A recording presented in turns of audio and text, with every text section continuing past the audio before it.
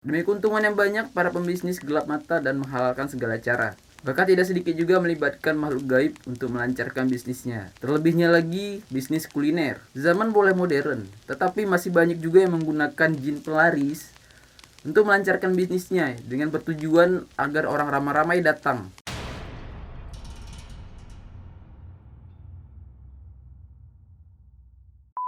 Assalamualaikum warahmatullahi wabarakatuh. Selamat datang teman-teman. Terima kasih banyak yang sudah mampir, yang sudah datang, yang udah ngebantu supportnya selalu dari like, komen, dan subscribe-nya. Terima kasih banyak. Oke guys, hari ini kita bakal bercerita tentang jin penjilat ya. Nah, bagi teman-teman mungkin sudah sering dengar nih jin penjilat ya kan. Nah, ataupun mungkin udah sering mampir ya ke warung yang banyak jin penjilatnya. Ayo, siapa nih teman-teman yang udah pernah ngerasa ketika di tempat? Boleh komen nih di bawah. Di cerita kali ini kita nggak ada maksud apapun ya. Cuman kita sebagai ilmu untuk teman-teman yang mungkin suka jajan di luar ya, suka makan-makan di luar.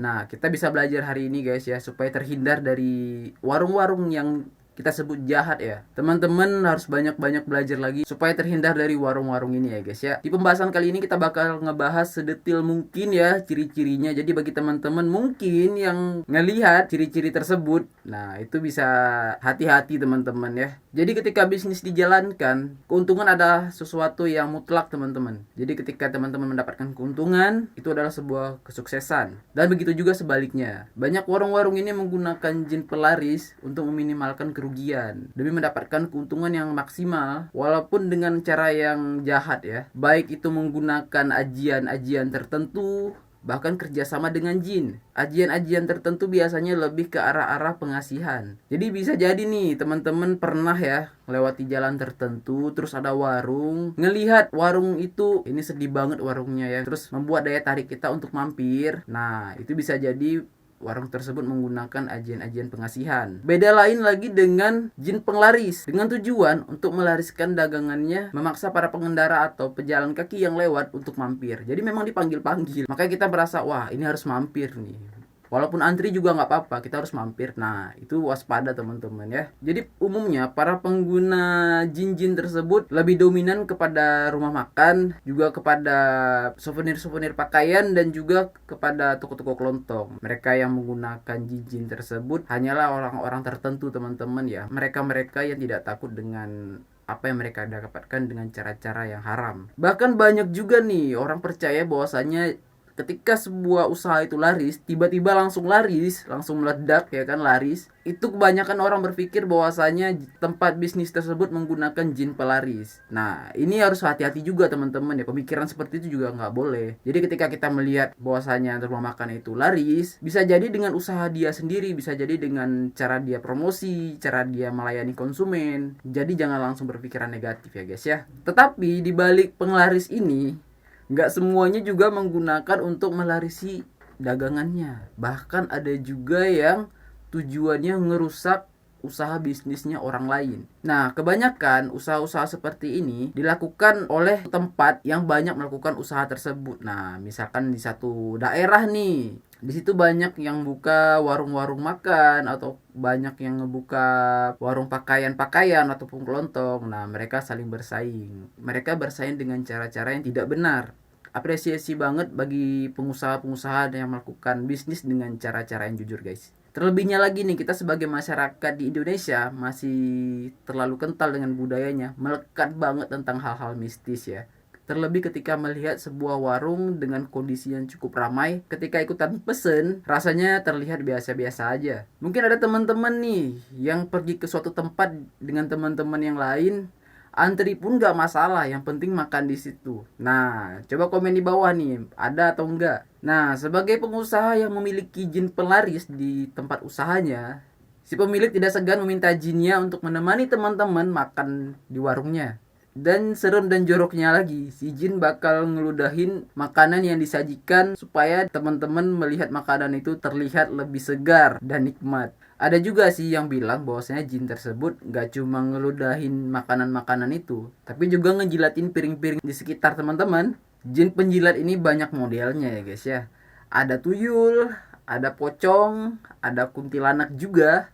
Nah, Tergantung dari pemiliknya nih mau memilih yang mana untuk menemani teman-teman. Bahkan lebih jijiknya lagi, diludahi beberapa kali makanannya oleh si jin tersebut. Ketika si jin tersebut ngelihat ekspresi kurang enak, teman-teman harus hati-hati nih guys ya. Jangan sampai terpengaruh dengan jin-jin tersebut teman-teman ya. Karena ludah tersebut keluar dari sesosok jin, otomatis aura dari makanan tersebut akan negatif ya. Dan ketika makanan-makanan tersebut masuk ke dalam badan orang-orang yang baik perilakunya dan juga rajin beribadah, maka nggak akan memakan waktu yang lama membuat si konsumen ini merasa muntah-muntah, bahkan mual, bahkan pingsan guys. Nah di sini kita harus waspada banget teman-teman ya. Lebih baik agar kita terhindar dari kejadian-kejadian tersebut, teman-teman baiknya makan di rumah deh. Bungkus aja makanannya, bawa pulang ke rumah, makan di rumah teman-teman, daripada makan ditemenin jin.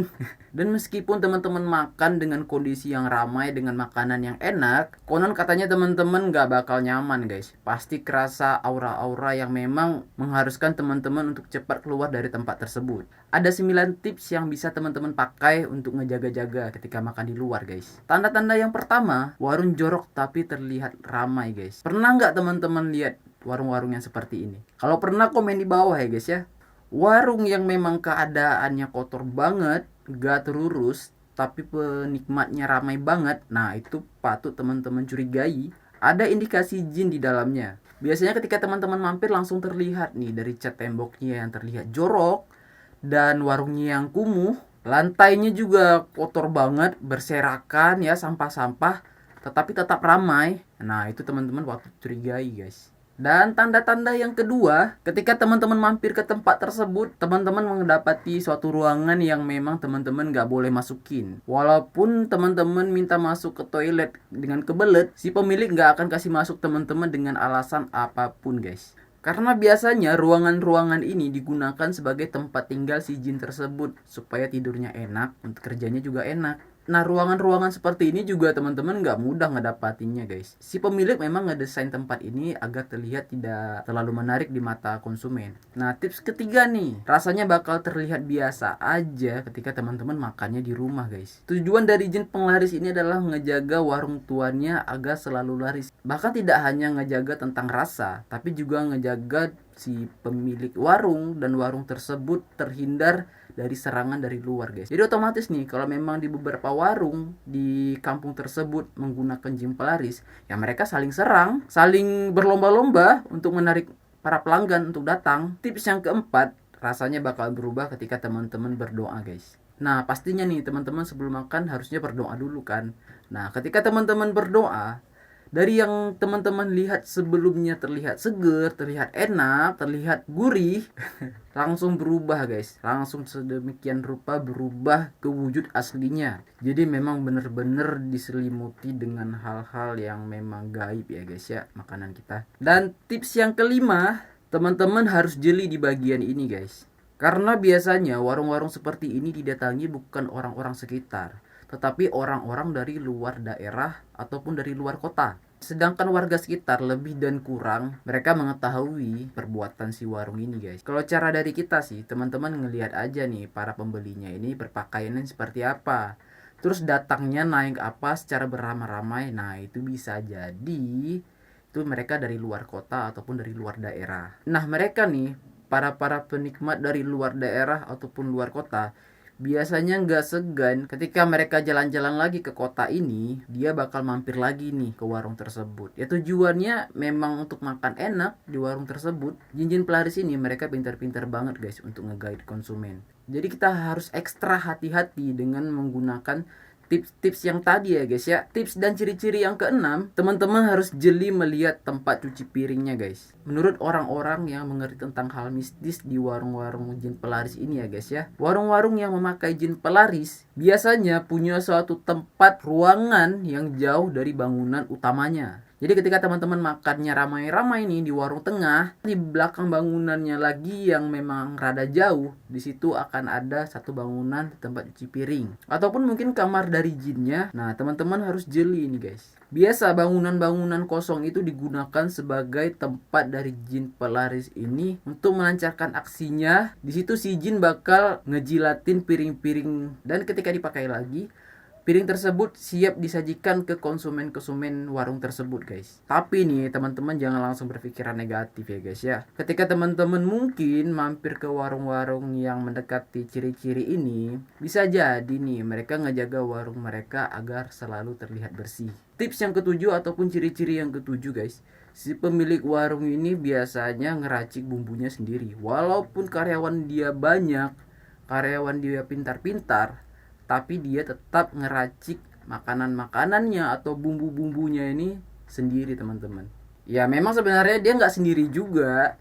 Dia ngeracik bumbu itu ditemani dengan si jin. Dia olah bumbu, dia ngeremas santan ataupun apa, itu sambil diludahi dengan si jin tersebut. Di tips ataupun ciri-ciri yang ke-8 adalah, ini juga butuh kejelian teman-teman. Ini mudah banget ditemukan bagi warung-warung yang memang jualannya di pinggir jalan. Konon katanya hanya si pemilik warung yang boleh ngebuka panci ataupun wajan tempat makan dari warung tersebut. Nah teman-teman cuman duduk langsung menikmati makanan tersebut guys. Jadi kita nggak bakal tahu nih sebagai konsumen apa yang ada di dalam wajan-wajan tersebut. Nah yang terakhir nih, tips ataupun ciri-ciri yang ke-9, teman-teman bakal ngelihat sebuah bungkusan putih.